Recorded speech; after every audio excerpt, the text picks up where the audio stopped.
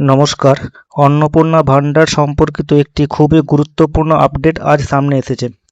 আপনারা জানেন যে লক্ষ্মীর ভান্ডার প্রকল্পটির পরিবর্তে বর্তমানে রাজ্য সরকার অন্নপূর্ণা ভান্ডার প্রকল্প চালু করতে চলেছে। কিন্তু আপনাদের মনে অনেকেরই এই বিষয় নিয়ে কিছু প্রশ্ন রয়েছে, যেমন অন্নপূর্ণা ভান্ডার প্রকল্পে আবেদন করতে গেলে বয়স কত হতে হবে? এতে কি লক্ষ্মীর ভান্ডারের মতো একই নিয়ম থাকবে, নাকি বয়সের নিয়মে আসতে পারে বড় পরিবর্তন? এটার জন্য নতুন করে কি অনলাইনে কোনো ফর্ম ফিল আপ করতে হবে, নাকি অফলাইনে আবেদন করতে হবে? এই প্রশ্নগুলির সঠিক উত্তর এই ভিডিওর মাধ্যমে আমি আপনাদের অবশ্যই জানাবো। তো ভিডিওটি একদম শেষ পর্যন্ত অবশ্যই দেখবেন। তো বন্ধুরা, অনেকেই কমেন্ট করে জিজ্ঞাসা করেছেন অন্নপূর্ণা ভান্ডারে কি নতুন করে কোনো ফর্ম ফিল আপ করতে হবে? তো দেখুন, এখন অন্নপূর্ণা ভান্ডার প্রকল্প নিয়ে বিভিন্ন তথ্য ও আলোচনা থেকে জানা যাচ্ছে যে খুব সম্ভবত নতুন করে ফর্ম ফিল আপ শুরু হতে পারে, এবং সবচেয়ে গুরুত্বপূর্ণ বিষয়টি হলো এই আবেদন অনলাইনের মাধ্যমে শুরু হবার সম্ভাবনা বেশি। কারণ যদি লক্ষ্য করেন, কেন্দ্রীয় সরকারের অনেক বড় প্রকল্প অনলাইনে আবেদন করা শুরু হয়েছে। তাই অনুমান করা হচ্ছে অন্নপূর্ণা ভান্ডারেও অনলাইনে আবেদন শুরু হতে পারে।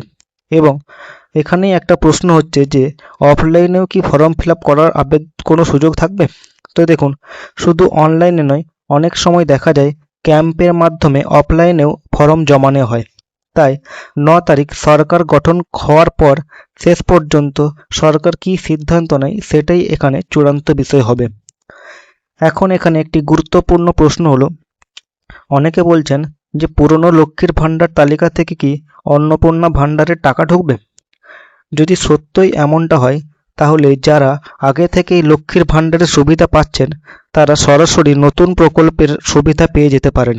কিন্তু যারা এখনও কোনো টাকা পাননি, অর্থাৎ অনেকেই আগে লক্ষ্মীর ভান্ডার প্রকল্পে আবেদন করেছিলেন কিন্তু বিভিন্ন কারণে এখনও পর্যন্ত কোনো টাকা পাননি, তাহলে কি তারা সুযোগ পাবেন না? যদি নতুন করে ফর্ম ফিল আপ শুরু হয়, তাহলে অবশ্যই তারা আবার আবেদন করতে পারবেন। আর যদি পুরনো তালিকা থেকে টাকা দেওয়া হয়, তাহলে হয়তো তাদের অন্নপূর্ণা ভান্ডার পেতে কিছু সমস্যা হতে পারে।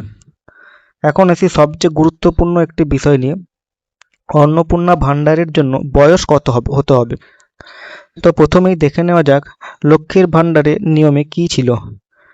তো লক্ষ্মীর ভান্ডার সাধারণত 25 বছর থেকে 60 বছর বয়সী মহিলারা আবেদন করতে পারতেন। তবে এখন প্রশ্ন হচ্ছে, অন্নপূর্ণা ভান্ডারেও কি একই নিয়ম প্রযোজ্য হবে? তো দেখুন, এখনও পর্যন্ত কোনো সরকারি ঘোষণা করা হয়নি, তবে সম্ভাবনা রয়েছে লক্ষ্মীর ভান্ডারের মতোই বয়স একই হতে পারে, অথবা বয়স কমিয়ে 21 বছর করা হতে পারে। আবার তপশিলি জাতি ও উপজাতিদের জন্য আলাদা কিছু নিয়ম আসতে পারে।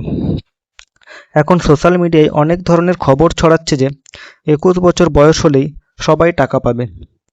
তবে আপনাদের বলে রাখি, এই ধরনের কোনো তথ্য এখনও পর্যন্ত সরকারিভাবে নিশ্চিত করে কিছু বলা হয়নি।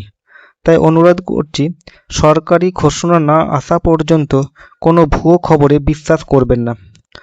তো বন্ধুরা, এখন আপনাদের কাছে একটা প্রশ্ন, আপনাদের মতে অন্নপূর্ণা ভান্ডারের জন্য বয়স 25 হওয়া উচিত, নাকি সেটি কমিয়ে 21 বছর থেকে শুরু করে দেওয়া উচিত? আপনার মতামতটি আপনি আমাদের কমেন্টের মাধ্যমে অবশ্যই জানাবেন। তো বন্ধুরা, এই ছিল আজকের ভিডিওর একটি গুরুত্বপূর্ণ আপডেট। অন্নপূর্ণা ভান্ডার সম্পর্কিত আরও গুরুত্বপূর্ণ আপডেট পাওয়ার জন্য আমাদের চ্যানেলটিকে অবশ্যই সাবস্ক্রাইব করে রাখুন। ধন্যবাদ।